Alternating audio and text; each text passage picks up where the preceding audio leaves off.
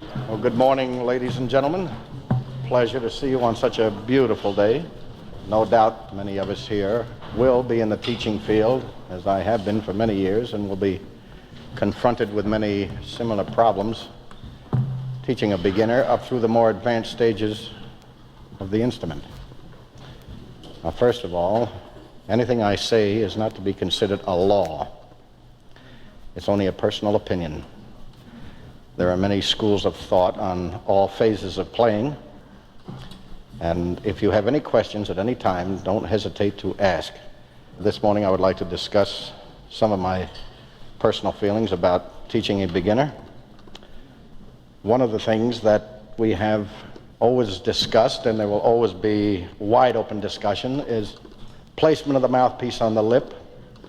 Many books you will read will indicate put the mouthpiece 2/3 on the upper, 1/3 on the lower, or another book will have it just in reverse. Some books will have about 50-50 as far as the placement of the mouthpiece on the lip. I think it's more or less many times due to the construction of the teeth formation and also the thickness of the lips and so forth. But wherever it feels comfortable, I would suggest placing it there. As far as teaching a beginner, I would start it in the center. If you have to make any adjustments, it shouldn't be too drastic a change, but at least it's a point of departure, starting it in the center. Now, some people wonder whether you use a wet lip or a dry lip. I personally use a wet embouchure. I feel more comfortable with it. I feel the lips vibrate easier, but some people use a dry lip or embouchure and play very well.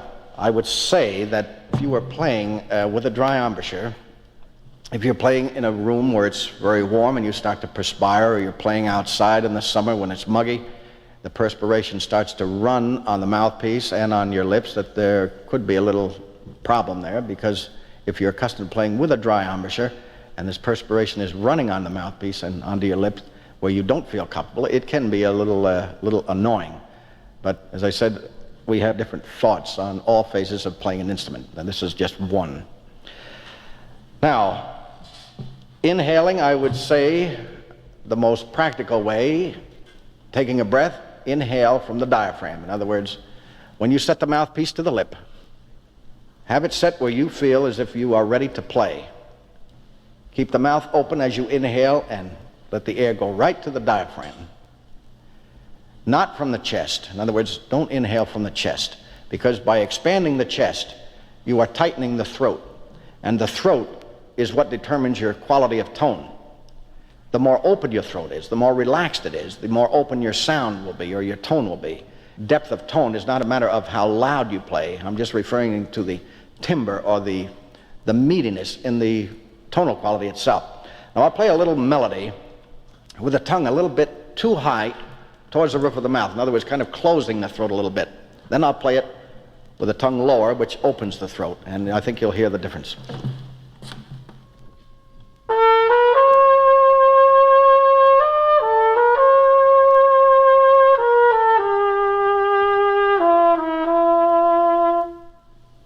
Now I'll play the same melody, just dropping the tongue a little bit and just relaxing the throat, keeping it more open, and using the same amount of air, not playing any louder, but just letting the throat be more open, and I think you'll hear a difference in the quality.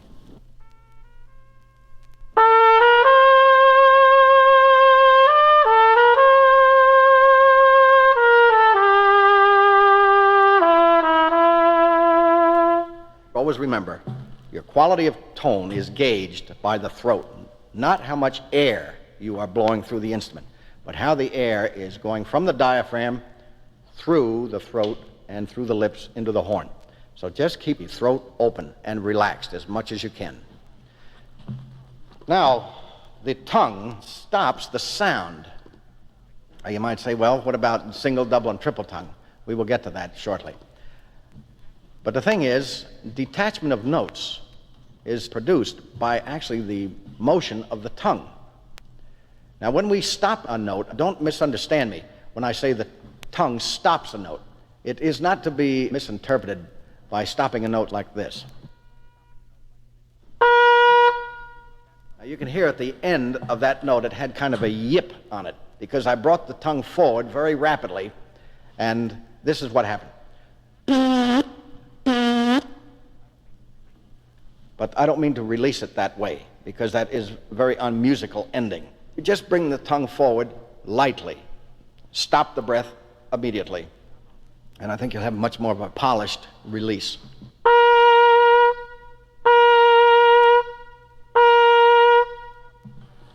When you have the mouthpiece set to your lip where it feels comfortable, inhale through the mouth and let the air go to the diaphragm. As you are ready to bring the air in the opposite direction, to exhale, the tongue is back actually from your lips as you are inhaling. Then as you are ready to exhale, the tip of the tongue just comes forward to where the air is going to go through the lips. Some people will say the tongue should be placed on the upper teeth or lower teeth or bridge work, whatever the case may be. But my feeling, the tongue should go straight forward, just the tip of the tongue touching between the lips where the air is going to go through them. And I think you will get a clean attack.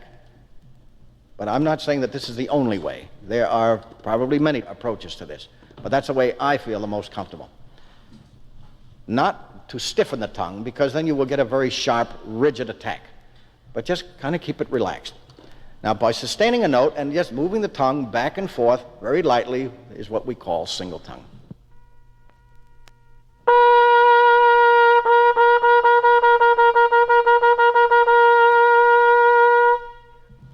You keep the air in motion and just start moving the tongue back and forth very lightly. We have 5 different styles of an attack. We have a legato, a mezzolegato, mezzostaccato, staccato, and staccatissimo.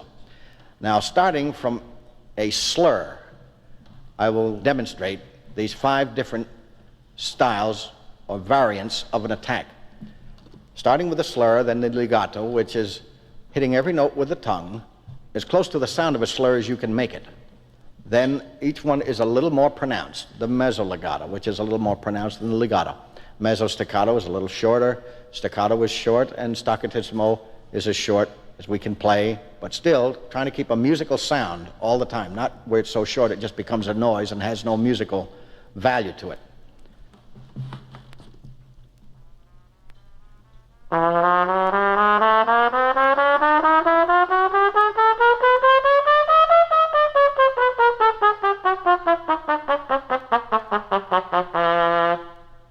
Now, we use these different variants of an attack in playing. If you are playing a melodic line, something that's very expressive, and you will say you have a long line over a particular phrase, that doesn't necessarily mean that you have to slur all the notes.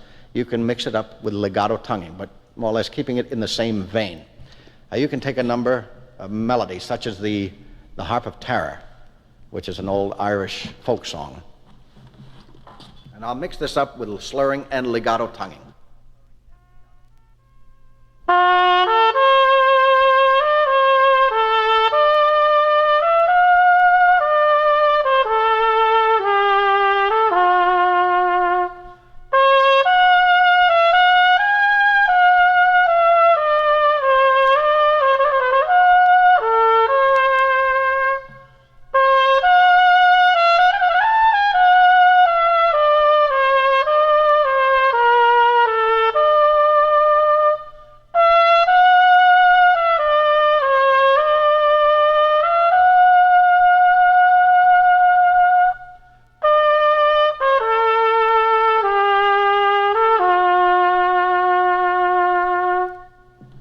So through that melody, instead of playing everything all slurred, I use some legato tonguing, but I don't think it disturbed the melody.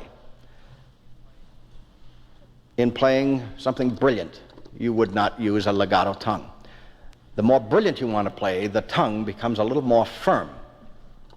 Now you can take a number such as the Scheherazade of Rimsky-Korsakov. Now you get the last movement of that, Festival at Bagdad.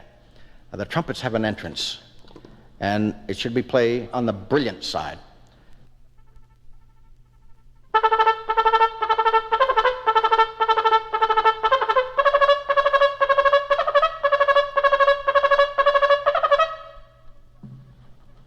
So in articulating that passage, you would not play a very relaxed, because it wouldn't give it the right effect.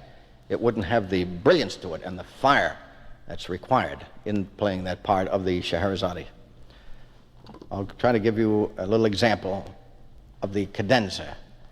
In this orchestra part, it's played by the violin, but in the band arrangement, the cornet has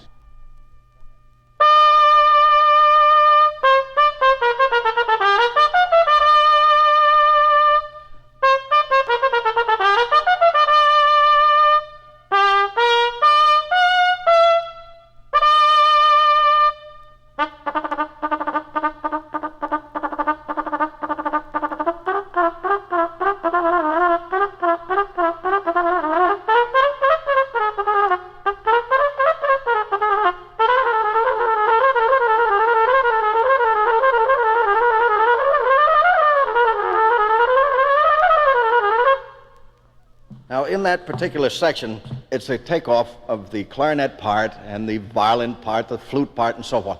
But the band arrangement, that particular cornet part, is very busy and very active, so you would have a lot of fun working those things out, I'm sure. Now, single tongue, as I mentioned before, is a matter of the tongue going forward, back and forth, back and forth. Then we have what is called double tongue.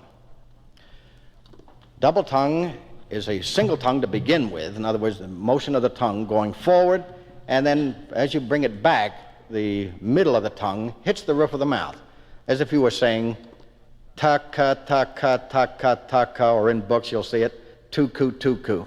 But I more or less approach it taka, taka, taka, because I think it keeps the throat more open and it's a little more relaxed than using the syllable tuku.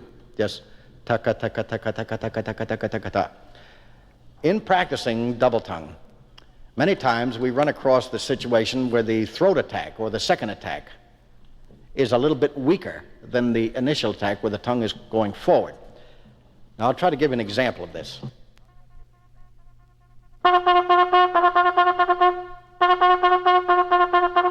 It's very uneven. The second note is chopped off. In other words, the tongue grips the roof of the mouth on the second attack, as if we're saying tugget, tugget, tugget, tugget, tugget, tugget. Well, when that tongue hits the roof of the mouth and grips it and stays there, the air is stuck in the throat. It can't get through.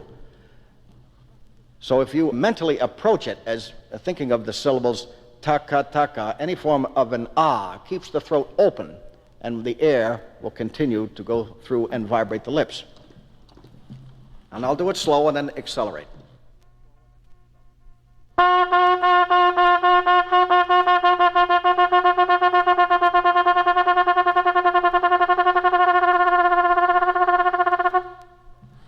The faster you go in tonguing, the more relaxed the tongue should be.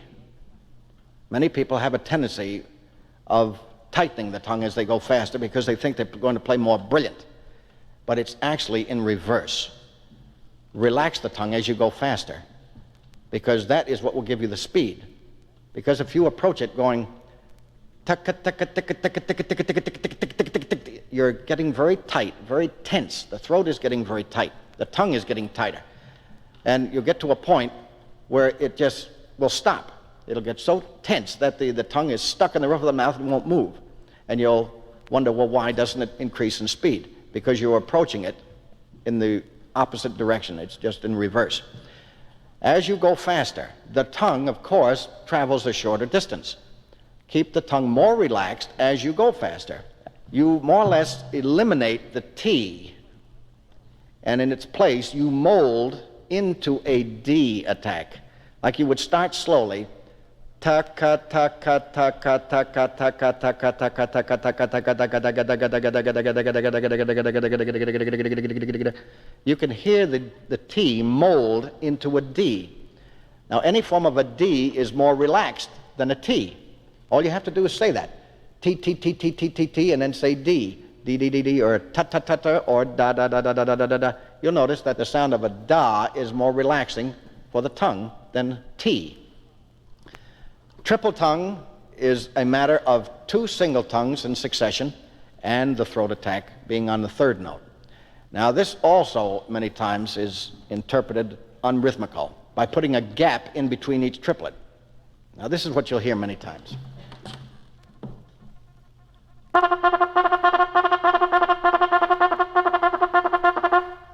And they try to accelerate and then they don't get anywhere, because when you set a set tempo, in other words a strict tempo, and you are going to play a triplet pattern, make every note as long as you can play it within that tempo. Don't see how fast you can accelerate through the triplet, because then it becomes uneven. I would suggest, if you have a group of 4 triplets, any note, it doesn't make a difference. We'll take a G on the second line. 4 triplets in 4/4 time and followed by a whole note. Single tongue it first, and then at the same tempo, triple tongue it. And you see if it's as even as what the single tongue approach to it is. This is what you'll hear many times. I'll single tongue it and then triple tongue it.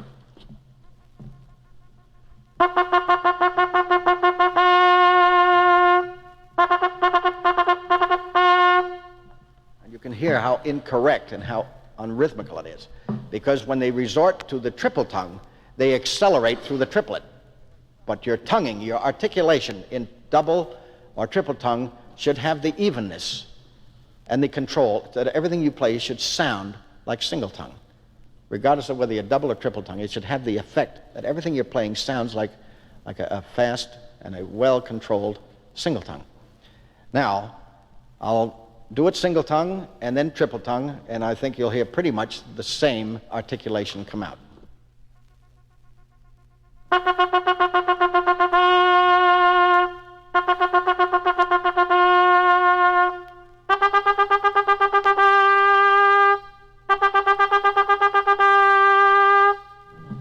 But this takes a little practice.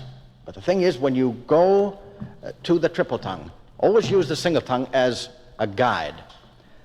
You might say, well, how come we have to use triple tongue then, if you can single tongue it? It's more or less a guide to evenness. We use the triple and double tongue phases of playing when we can't single tongue the pattern fast enough, whether it's in a triplet form or any other form. You say, well, this is a double tonguing pattern. Well, the only reason you're going to double tongue that is if your single tongue doesn't work fast enough. It's like another gear to go into. So that many times you'll have a person that has a very rapid single tongue and doesn't have to go into the triple or the double tongue as soon as somebody else that might be a little more limited in speed playing single tongue.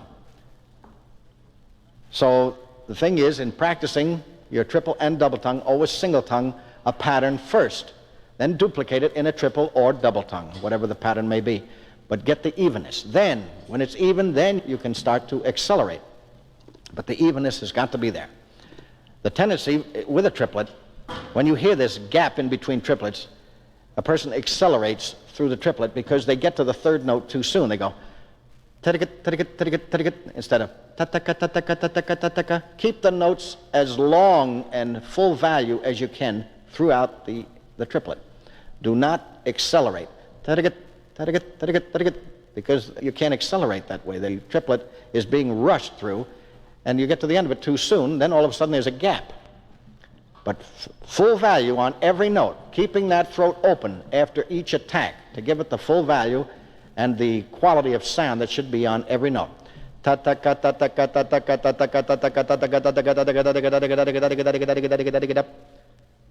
Full value on every note. Now we have what is called slurring. Slurring is dovetailing one note to another note. Whether you're going from a note to a lower interval or from a given note to an upper interval, it's dovetailing without stopping the sound.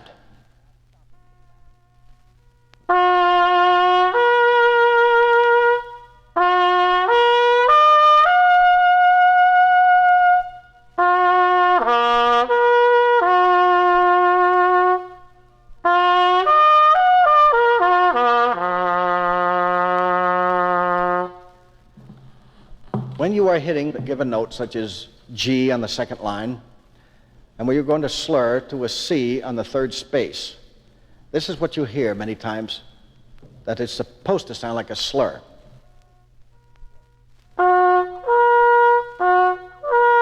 I'm not tonguing the upper note.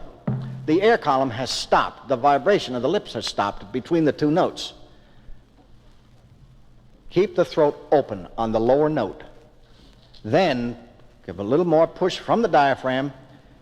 Just bring the lips together a little bit more. As I mentioned, lift the tongue a little bit and the upper note with practice. I'm not saying it's going to be there every time, but with intelligent practicing and knowing how to go about these things, it will have more consistency to it.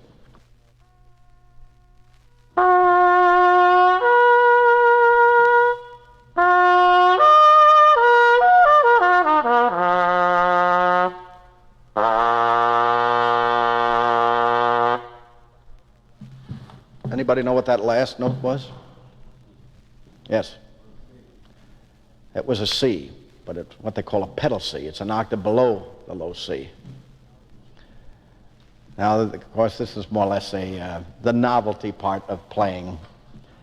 But many times you run across compositions that do have pedal notes to play in them. Like you can play different octaves.